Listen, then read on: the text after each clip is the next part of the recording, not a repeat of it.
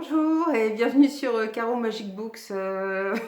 J'étais surprise par la caméra qui s'est mise en route toute seule. J'ai peut-être une drôle de tête au début. C'est pas grave. En fait, j'étais en train de faire l'andouille, faire semblant que j'étais devant. Enfin, j'étais en train de parler à un prompteur, donc. Mais bon, c'est pas grave. Petit délire. J'espère que vous allez tous bien.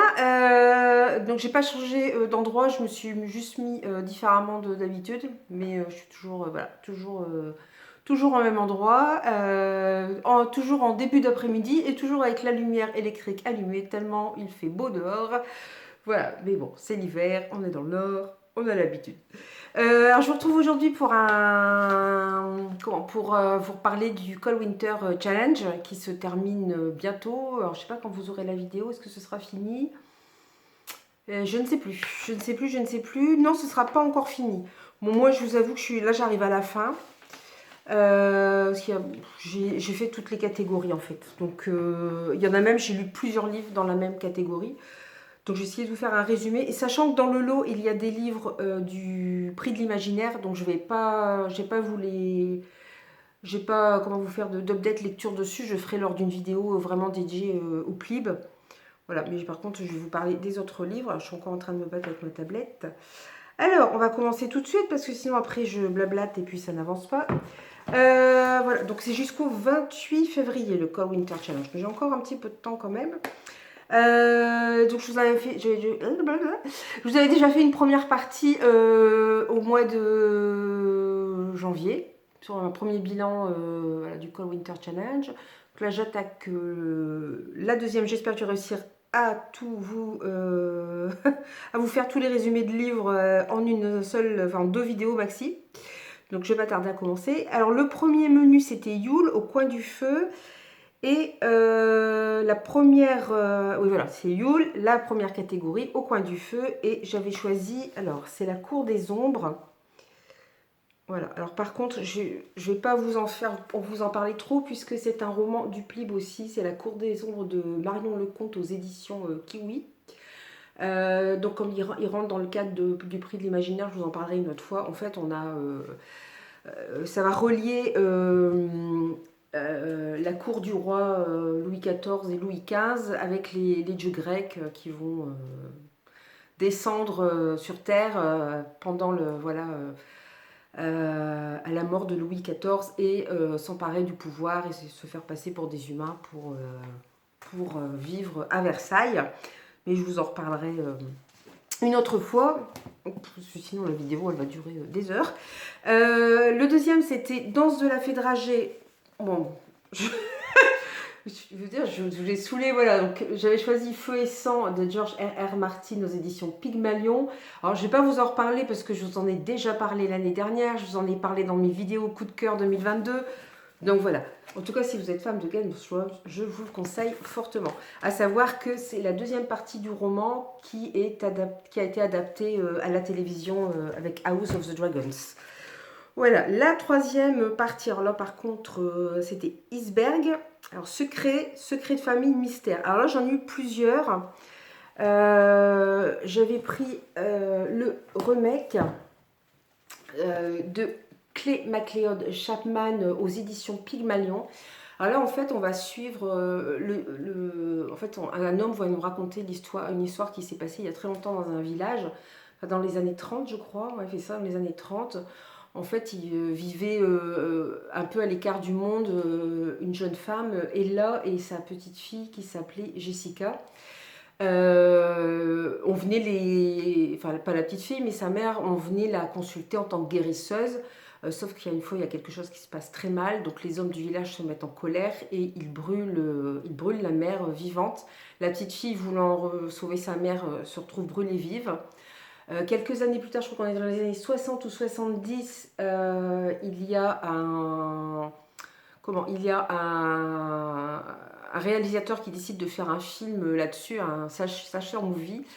Et en fait, je ne sais plus comment elle s'appelle, ils vont embaucher enfin une petite fille pour jouer pour jouer la petite Ella, puisque pas la petite Ella, pour jouer la petite fille Jessica qui a été enterrée. enterrée, mais comme on a peur qu'elle revienne venger sa mère ou se venger des habitants du village, ils ont mis des croix tout autour, ils ont mis du barbelé tout autour de sa tombe.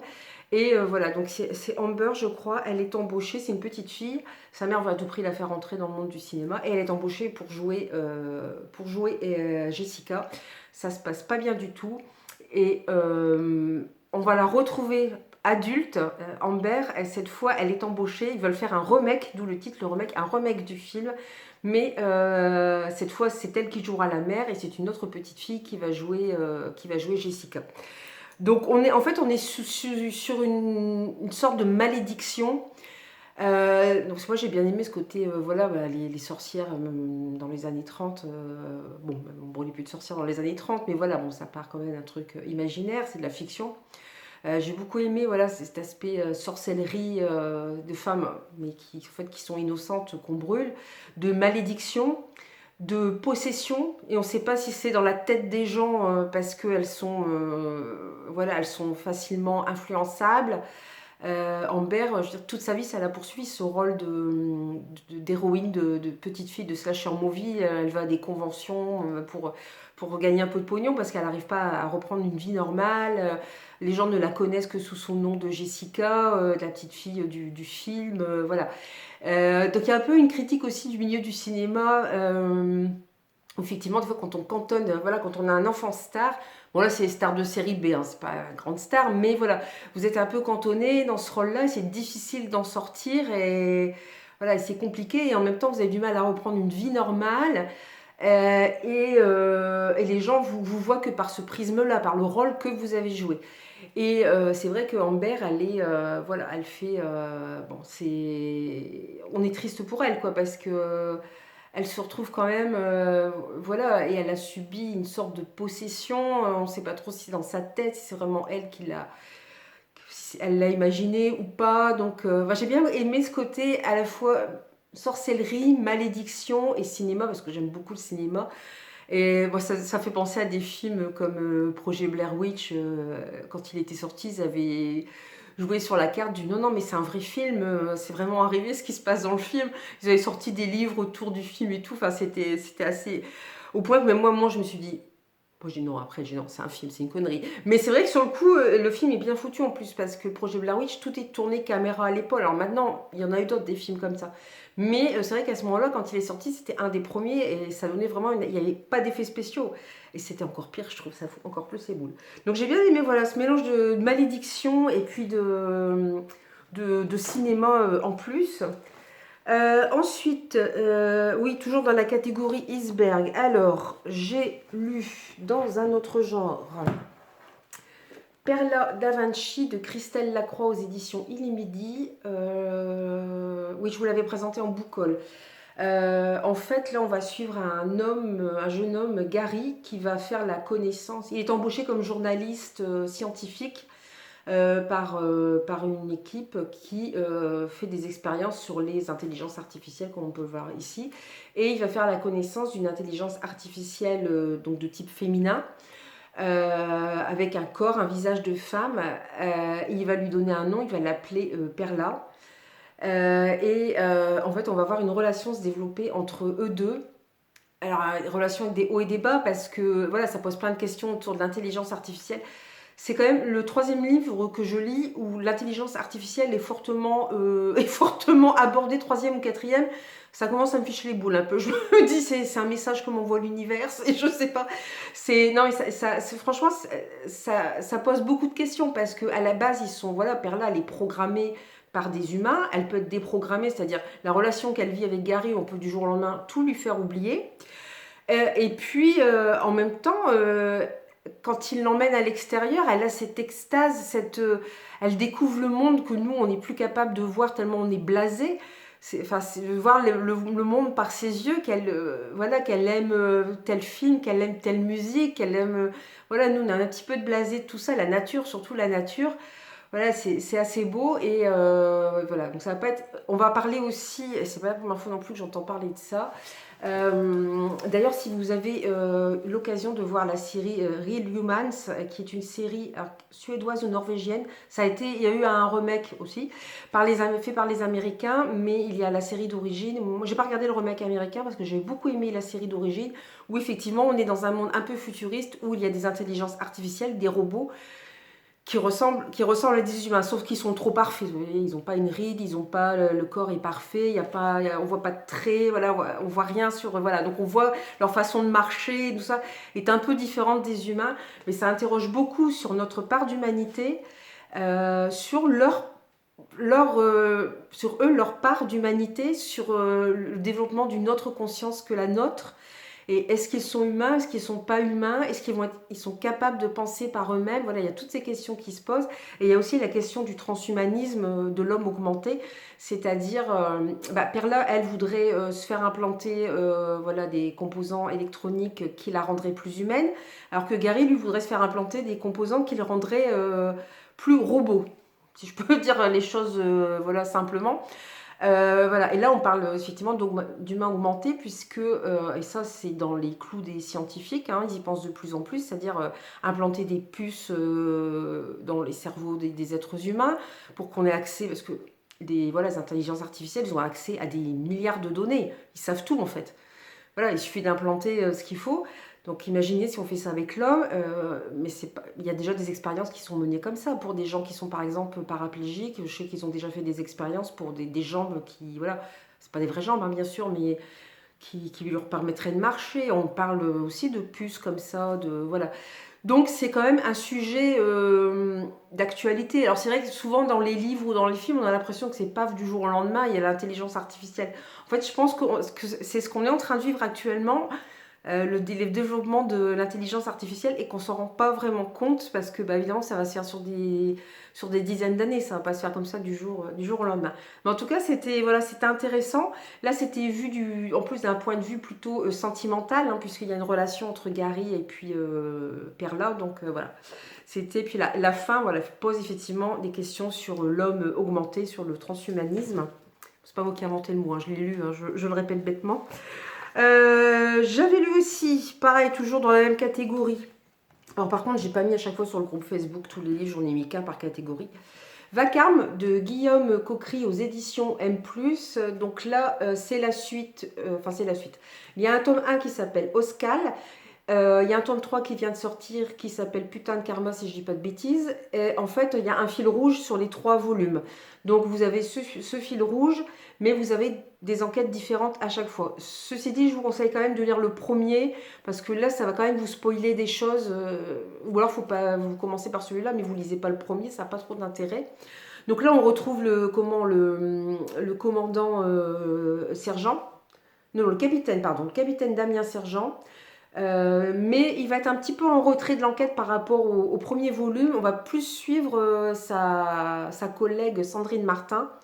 Ce qui est sympa aussi, voilà, on alterne un petit peu les points de vue. Dans le premier volume, voilà, on voyait un peu toute l'équipe. Puis l'équipe de policiers est vraiment attachante et sympa. Donc ils sont pas très nombreux, hein, mais voilà, enfin, il y a plus vieux, il est pas si vieux que ça, hein, il a peut-être une quarantaine d'années, mais voilà, un peu plus formé. Il y a celui qui est un peu plus geek, mais qui a l'air comme ça un peu d'être un peu glandouilleur, mais en fait qui est capable de plein de choses. Et puis là, c'est donc une femme qui va prendre l'enquête en main. Alors j'ai un petit peu moins aimé qu'Oscal, parce qu'Oscal, il y avait un jeu de passé-présent quand même bien fait. C'était assez tordu, le crime et tout, pour remonter. On retrouvait une jeune femme, une acrobate de cirque décédée. Sur le coup, les gens pensent qu'elle s'est suicidée, mais en fait non. Là, Vacarme, on va suivre, donc il y a toujours le fil rouge en fait qui vient du premier volume, mais on va suivre aussi, on va se retrouver plongé dans la mafia roumaine, puisque c'est là qu'on voit aussi que voilà, la mafia, il n'y a pas que la mafia russe, ou voilà, il y a d'autres mafias aussi qui agissent sur le territoire français. Et je trouvais que c'était bien fait, c'était assez réaliste. Voilà, on va suivre c'est pareil, il y a un petit jeu passé-présent, mais moins important que dans le premier. un jeu de chantage, un jeu. Puis ce qui est bien, c'est qu'on découvre, voilà, on découvre un peu plus l'équipe de Damien Sergent, puisque lui est un peu plus en recul. Donc bon, j'espère, voilà, M+ m'a pas envoyé le troisième, mais s'il ne me l'envoie pas, sinon je vais l'acheter parce que c'est une trilogie, donc ça va s'arrêter, voilà. Je pense que le troisième, voilà, on va avoir la conclusion du fil rouge de toute l'intrigue de Guillaume Coquery. J'aime beaucoup l'écriture de l'auteur aussi, ça se lit vraiment très bien. Là, je pense qu'on change de catégorie. Voilà, donc c'est Reine des Neiges, femme de pouvoir, féminisme et sorcière. Donc là, je vais vous le présenter très vite parce que c'est un livre du Prix de l'Imaginaire. J'ai pas fini de le lire, je suis en train de le lire, j'aime beaucoup d'ailleurs. C'est La Cité des Songes, tome 1, Une couronne de roses et de givre de Georgia Caldera aux éditions J'ai lu, et c'est mon premier Georgia Caldera. Donc je suis très contente de découvrir la plume de l'auteur et franchement ça se lit très bien. C'est voilà, c'est super, j'aime bien. C'est du young adulte, hein. Alors après c'est vrai qu'il ne faut pas s'attendre peut-être à des développements. Quoiqu'il y a des scènes qui sont quand même assez dures hein, pour du young adulte. Hein. En plus vous avez ces superbes dessins en début et fin de livre. Et voilà. Donc ce sera une autre saga encore à suivre. Parce que je pense que bon, vu comment c'est parti, j'aime beaucoup. Ensuite, le menu coupe de champagne. Alors, je ne vous avais pas encore présenté. Alors, c'est un chant de Noël, conte, réécriture de contes, mythes et légendes. Alors là, je suis partie vers un... Je me suis fait deux petits plaisirs. J'ai lu des livres jeunesse. Donc là, c'est... Hop, Madame Mouche. Alors, c'est le tome 1, les 7... Madame Mouche et les 7 inséparables. C'est de Rémi Dauberpré et c'est aux éditions PKJ. Donc comme vous le voyez, c'est une petite sorcière. C'est une jolie petite sorcière. Hein, et c'est bien ce qui lui pose problème parce que y a une réunion des sorcières tous les ans et elle ne rentre pas dans les standards parce qu'elle est trop jolie. Elle n'a pas le nez crochu, elle n'a pas la verrue sur le nez, ni rien. Voilà. Du coup, la présidente, la chef des sorcières, elle peut pas l'encaisser parce qu'elle a plus de pouvoir qu'elle, parce qu'elle est jolie. Elle peut pas encaisser deux autres, une sorcière qui vient d'Afrique et une autre qui vient du Brésil, je dis pas de bêtises, enfin d'Amérique du Sud, ça va être le Brésil, je crois. Parce qu'elles ont plus de pouvoir qu'elle et voilà, elle peut pas les encadrer. Et là, elle met au défi Madame Mouche de lui ramener un cafard, mais pas n'importe quel cafard, un enfant qu'elle aura transformé en cafard pour le torturer. Donc Madame Mouche, qui n'est pas méchante, évidemment se trouve bien embêtée parce qu'elle n'a pas envie de transformer les enfants en cafards, mais bon, elle n'a pas trop le choix. Et du coup, en cherchant après des enfants, je ne sais pas si vous voyez sur la couverture, non, là, vous n'allez rien voir. Je ne sais pas si vous voyez bien, on voit des enfants et en fait, en voulant emmener un des enfants avec elle, elle se retrouve avec 7 enfants puisque ce sont 7 enfants qui sont très amis et inséparables. Alors, c'était sympa parce que chaque enfant a son caractère, il y a fille et garçon. Ça a été un petit écrin de douceur ce roman, voilà, je dirais dans un monde de brutes. Voilà, ça fait du bien de lire des petits livres comme ça. En plus, il y a beaucoup d'humour. Alors, ça peut être lu, je crois que c'est noté à partir de 9 ans. Mais moi, j'ai pris vraiment du plaisir à le lire et c'est beau, c'est mignon. Il y a de la magie, il y a de la douceur, il y a de l'amitié, il y a un peu d'aventure, il y a de la sorcellerie, j'adore ça. Voilà, on sait que ça va bien finir évidemment et ça fait du bien parce que c'est frais et voilà, c'est vraiment ouais, un petit écrin de douceur et voilà, je suis très contente de... Voilà, j'en ai lu 2 comme ça, de romans vraiment pour la jeunesse et c'est vraiment sympa. Ça change un peu, si vous avez envie, voilà, d'un petit moment de douceur, en plus ça se lit assez facilement. En une soirée, vous pouvez l'avoir lu, donc c'est vraiment super agréable. Voilà, donc c'était pour Madame Mouche. Et l'autre que j'ai lu, je vous en parlerai une autre fois, c'est Les sortilèges de... Mince, j'ai un trou. Les sortilèges de Zora, oui c'est ça, Les sortilèges de Zora, qui est en bande dessinée et en même temps en roman. Ensuite, alors, pour le menu, Nakatomi Tower dans le Fantôme des Noëls passés. Alors, il y a Fantôme, Voyage temporel, Jeu avec les époques. Alors, c'est pareil, je ne vais pas vous en parler très longtemps parce que c'est un livre du PLIB. Mais de toute façon, j'aurais pas le temps de vous parler de tout, donc c'est très bien comme ça. Donc, j'ai lu dans cette catégorie Un chien d'enfer de Maxime Herbeau aux éditions Crin de Chimère. Donc c'est une petite maison d'édition, Crin de Chimère, voilà, vous l'avez peut-être passé sur les réseaux sociaux. Si vous allez sur Insta, tout ça, on voit souvent leurs publications. Voilà, ils ont quelques difficultés l'année dernière. Enfin, c'est vrai que c'est pas évident pour les petites maisons d'édition. En tout cas, moi, j'ai voilà, j'ai découvert l'univers de Maxime Herbeau. J'avais écouté une interview sur Instagram. Il a une façon d'écrire, voilà, c'est assez insolite. Pas sa façon d'écrire, mais sa façon comment, de mettre en place le roman, ce qu'il y met, ce qu'il y rajoute. Voilà. C'est quelque chose d'assez particulier. Voilà, presque à classer dans les objets littéraires non identifiés. Mais du coup, j'ai bien aimé ma lecture. C'était vraiment c'est sympa, ça a changé. En plus, ça parle du deuil et tout, mais ouais, voilà. Puis je vous en parlerai une autre fois parce qu'il rajoute des choses voilà, qui. Enfin, quand j'en ai entendu parler dans l'interview, j'avais pas lu le livre, j'ai dit mais de quoi il parle? Enfin, je me demandais un peu ce que c'était. Et après, enfin, tout prend son sens, quoi. Voilà. Ensuite, dans le menu Marcher dans la neige, j'ai lu L'os de Leboski. Alors ça, c'était dans le cadre du prix. Il faudra que je fasse une vidéo d'ailleurs sur le prix du meilleur polar point. Là, ça y est, j'ai rendu mon vote.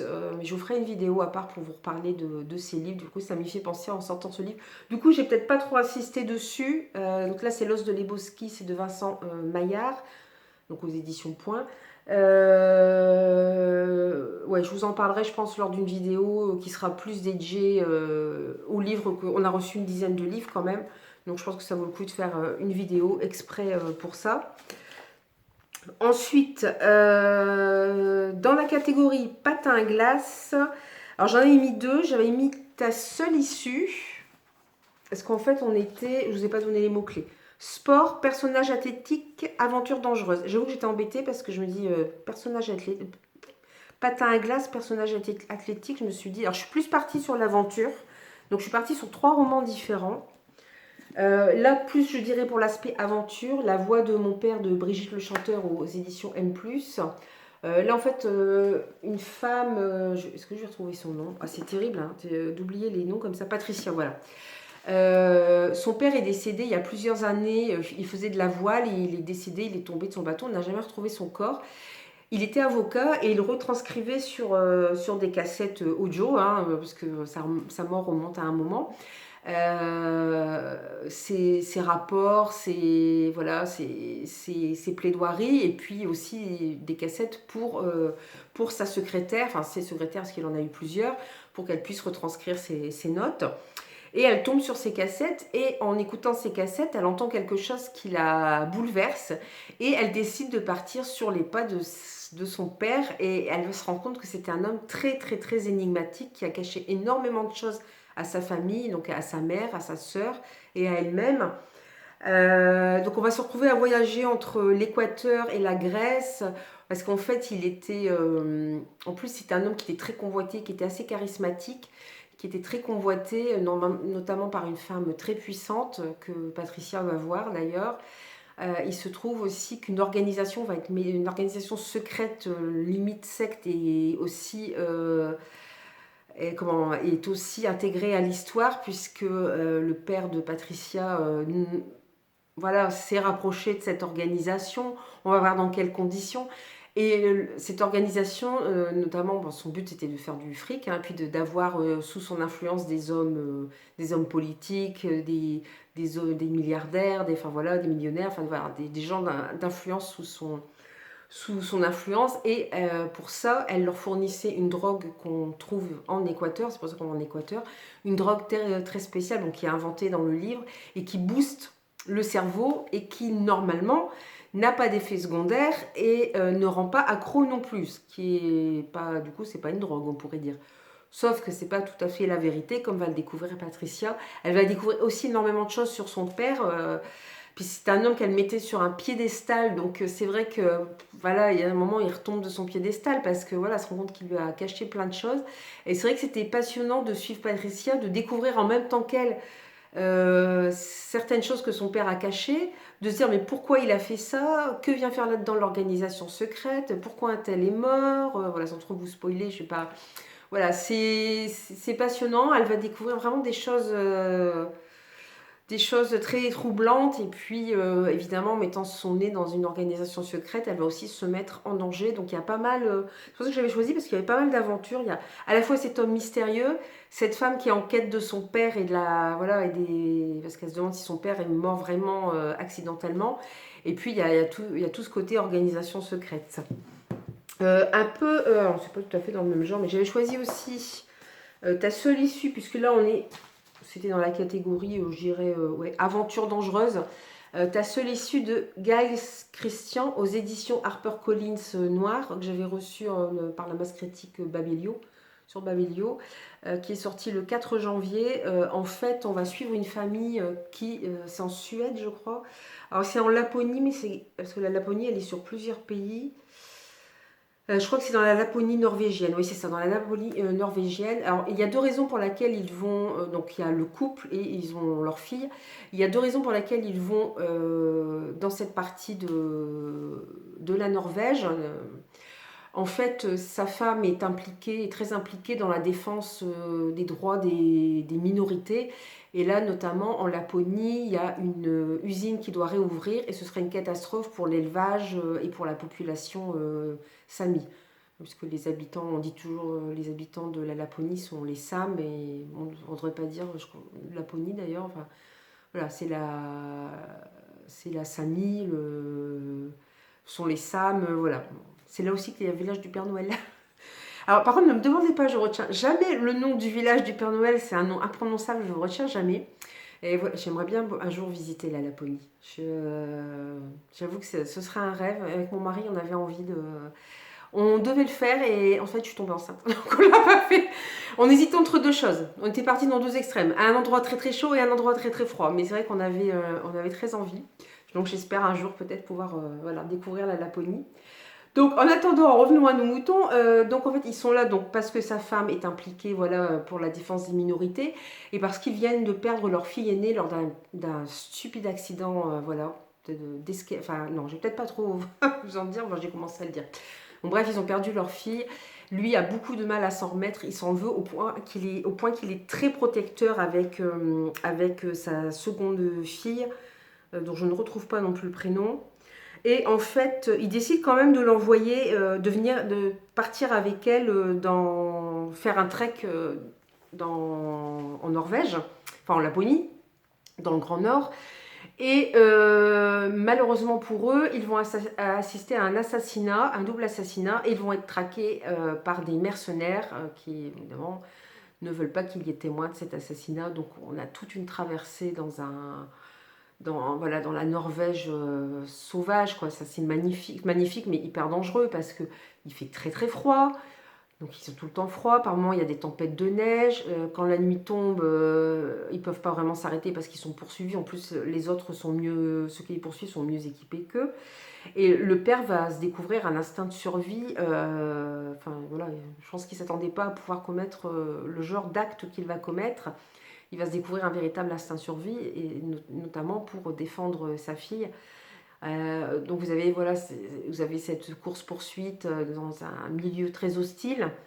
Vous avez du nature writing, parce qu'on est vraiment en plein dans la Laponie. Enfin, ça donne vraiment envie d'y aller, mais pas sans les poursuivants, quoi. Ce serait plus cool. Et puis vous avez cette relation père-fille. Voilà, lui qui a besoin de se pardonner à lui-même ce qui s'est passé avec sa fille aînée, et qui a besoin de se rapprocher de sa fille et de ne pas la couvrir. Et elle, c'est une ado aussi, et ça va être une aventure aussi qui va la changer. Mais bon, après, il y a beaucoup d'obstacles. Voilà. À chaque fois, on se dit, ouais, c'est bon, là, ils vont s'en sortir. Bah non, ah, mince, il arrive tel truc, voilà.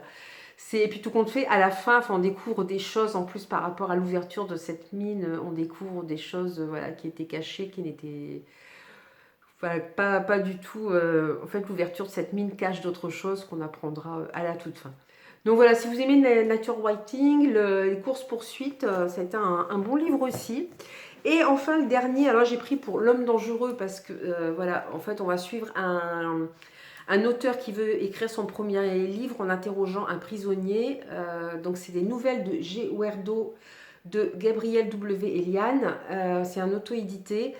J'ai eu une vraie claque avec ce livre. Il est tout simplement magnifique. Voilà, parce qu'on découvre la vie de Werdo, qui est en prison. On voit ce qu'il a amené là. Il y a un moment où je me suis dit, mais parce que c'est pareil, il y a un jeu de passé-présent. Il raconte sa vie. L'écrivain qui vient le voir, on sent que lui, là aussi, au niveau de la famille, c'est un petit peu compliqué. Et on voit toute la... Et voilà, il y a des choses qui sont... Sur le coup, je me suis dit, mais je comprenais pas. Puis après, je me dis, ah oui, c'est peut-être ça l'explication. Voilà, mais j'avais encore des doutes. Bon, c'est bien ce que je pensais, mais il y a d'autres choses. Il y a vraiment un... Voilà, à la fin, mais il y a un twist final auquel je ne m'attendais pas du tout, même plusieurs. Et en fait, enfin voilà, voilà, il est très court, hein, mais c'est vraiment une claque. Ce personnage de Werdo est tout simplement incroyable, quoi. Et voilà, je ne m'attendais pas à cette fin, et on se rend compte que voilà, les blessures de l'enfance sont des choses qui nous poursuivent toute notre vie, et on a beau essayer de les fuir, de mener notre vie. On a aussi une capacité incroyable à vouloir oublier, à réussir à mettre des événements traumatiques de côté, mais tôt ou tard, ils finissent par ressurgir, et on ne les contrôle pas, quoi. Voilà, c'était très beau. Alors l'auteur a dit qu'il allait écrire une autre, continuer voilà, un autre livre avec Werdo, parce que c'est vrai qu'à la fin j'ai une petite frustration, parce qu'il y a plein de choses et plein d'interrogations moi encore sur ce personnage de Werdo. Il est vraiment ouais, il est vraiment un homme, ce sera resté un homme énigmatique. On a l'impression de voilà, comprendre des choses, mais il y a plein de zones qui restent dans l'ombre, et voilà, l'écriture de l'auteur, elle est à la fois nostalgique, elle est douce, et puis par moments c'est très cru, très très vulgaire presque même, hein, parce qu'on se retrouve avec des prisonniers quand même qui ont pas un langage châtié, et en même temps il y a voilà, il y a ce personnage qui essaie de s'en sortir, et on voit qu'il a du mal, et il y a tellement de... On ressent tellement de compassion pour lui, en même temps, c'est voilà, tellement de peine pour tout ce qui... Voilà, cette écriture, elle vous fait passer par plein d'émotions, en fait. C'est ça qui est incroyable, et qui fait que Werdo reste un personnage... Alors, je sais pas, par contre, j'avais pas pensé à demander à l'auteur, c'est parce que Werdo, moi, ça me fait penser au mot weird en anglais, qui signifie bizarre. Étrange, mais dans le sens bizarre. Je sais pas si c'est fait exprès. Mais voilà, c'était vraiment une belle lecture. Donc j'espère qu'il écrira vraiment un autre livre sur son personnage, parce que j'aimerais en savoir plus. Bon, je vais vous laisser ici. Je suis contente parce que j'ai réussi quand même à faire mon bilan, à part les livres du PLIB dont je vous parlerai une autre fois, mais à faire mon bilan pour le PLIB. Donc ça, c'est... pour le PLIB. Pour le Cold Winter Challenge. Donc n'hésitez pas à mettre un petit commentaire si vous aussi vous avez participé à ce challenge, ou s'il y a des livres que vous avez lus dans ceux que je vous ai présentés. Voilà, n'hésitez pas à mettre un commentaire, hein, comme d'habitude, à liker, à vous abonner, voilà, pour booster un peu la chaîne. Voilà, ça fait toujours plaisir. Et je remercie encore les personnes qui me suivent régulièrement. Voilà, je vous dis, on n'est pas très nombreux, mais ça fait plaisir de voir qu'il y a quand même des gens qui suivent et qui écoutent tout ça. Je remercie d'ailleurs la personne qui m'a laissé un très gentil mot, pas je pense dans l'avant-dernière vidéo, ça m'a énormément touchée, c'était vraiment très très gentil. Et voilà, quand on est dans des périodes un peu dures, bah, ça fait du bien. Voilà, vous voulez voilà, remercier cette personne. Je vous dis à tous à très bientôt. Je vous souhaite de belles aventures livresques, et à la prochaine. Bye bye.